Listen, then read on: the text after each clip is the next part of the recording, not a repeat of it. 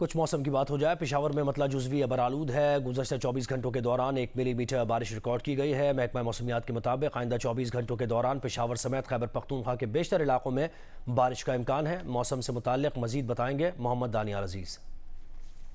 पेशावर में गुज़िश्ता 2 दिनों में वक्फे से बारिश का सिलसिला जारी रहा। इस वक्त पेशावर में बारिश का सिलसिला थम चुका है, लेकिन मतला जुज़वी तौर पर आबर आलूद है। महकमा मौसमियात के मुताबिक गुज़िश्ता 24 घंटों के दौरान पेशावर में 1 मिलीमीटर बारिश रिकॉर्ड की गई। इस तरह कम से कम दर्ज हरारत पेशावर में 15 डिग्री सेंटीग्रेड रिकॉर्ड किया गया है।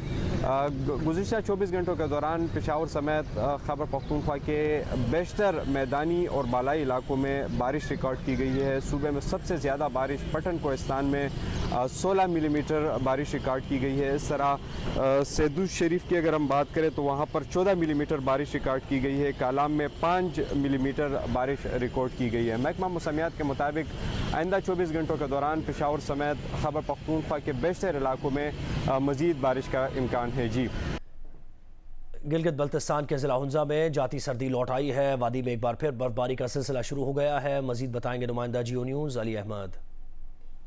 जी, गिलगित बल्तिस्तान के ज़िला हुंजा में जाती हुई सर्दी वापस लौट आई है और बहार के मौसम में यहाँ पर बर्फ़बारी का एक नया सिलसिला शुरू हो गया है। यहाँ पर मार्च के महीने में अमूमन काश्तकारी का आगाज़ हो जाता है, लेकिन इस वक्त बर्फ़ यहाँ पर पड़ रही है और महकमा मौसमियात ने 4 से 5 रोज़ तक बर्फ़बारी का जो है पेशंगोई की है। बालाई इलाकों की बात करें तो यहाँ पर इत्तलात के मुताबिक बालाई इलाकों की जो ज़मीनी राबते हैं वो मुनक़ता है और लोग पैदल सफ़र कर रहे हैं और अपनी मदद आपके तहत बर्फ़ साफ़ करते हुए गाड़ियों को गुजार रहे हैं। जी।